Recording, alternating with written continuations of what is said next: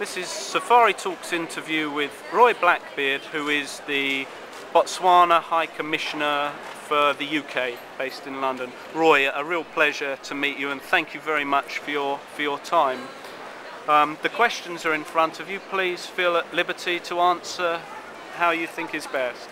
With regards to your first question, in how Botswana balances the need to protect habitat and wildlife with pressure from commercial interests looking to exploit these in the short term, I think I should make it very clear in the beginning that prior to any company or corporation or tour operator to them being issued with a license, they would have to have put in proposals on environmental impact studies.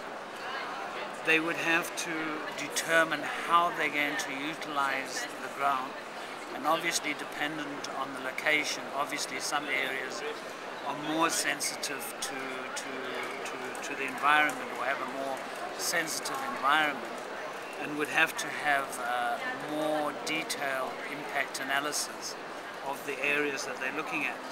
So I don't think that it is too much of an issue on whether people would damage the environment, mainly because they would have had to demonstrate their willingness to ensure that the flora and the fauna is not damaged. I think I can also mention at this stage that Botswana's policy is low volume, high income, and certainly that policy is not only based on the size of the country. When you remember that Botswana is the size of France, yet we have a low volume of tourists, and that is definitely the area that we have remained, and that is our policy. So with the low volume, one can control environment or damage to environment. So I don't have any fear that people would come and damage the environment in the short term. Looking at your second question, where you talk about the San people being displaced from traditional lands in order to allow diamond mining, and this question from Kavi. In the given time we have in my interview, it is a very complex issue, and a complex issue with some NGOs who take advantage of the San people and don't give the whole story.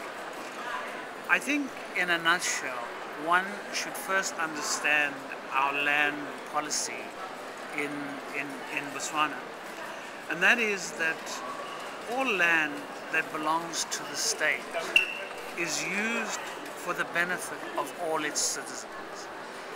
Secondly, mineral rights are vested in the state. All mineral rights, be they water, diamonds, copper, whatever mineral it is, it's vested in the state. Now, the issue of San people being displaced from the Central Kalahari Game Reserve, people, Botswana, regardless of whether they're San or whoever they may be, or whichever tribe they may come from, are displaced for the national interest of the rest of its citizens. Now, diamonds were not first found in the Central Kalahari Game Reserve. They were actually found many miles from the Central Kalahari Game Reserve, and numerous people were relocated. Now, the question here on the San people being relocated at the expense of diamonds is not correct. It's correct that wherever diamonds are found, government will utilize, or whatever mineral is found, government will utilize the profits from those mines to the benefit of everyone. And the San people, like everyone else, benefit equally. There is no discrimination on different tribes. When you come to issues like health, education, they benefit the same as any other citizen.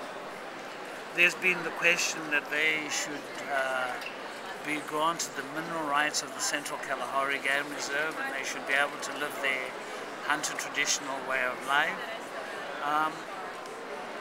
Nobody is stopping them doing that. Every citizen is treated equally, and as I say, it's a very complex question, and if anybody, be it from YouTube or anybody who's asked you this question, I have no problem in communicating directly with them to give them a broader picture.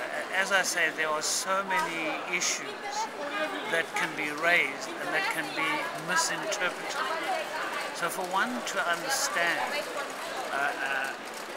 and to respond to a question like this is very difficult to go into each separate issues, because there's various issues about water, there's issues about a court case, there's issues about the sand people in the Central Kalahari Game Reserve, there's issues about the way that they would like to live. I mean, all those have various explanations, and as I mentioned earlier, there are some people whose desire is to use the sands people to their benefit or to their fundraising activities, and are not telling the complete story. And let me just end it by saying that over a period of time, I have taken various prominent persons to Botswana and have not hidden anything away from them, and even to the extent of allowing them to interview any people they want. And people don't need visas, or EU citizens don't need visas. They're allowed to go freely to get their own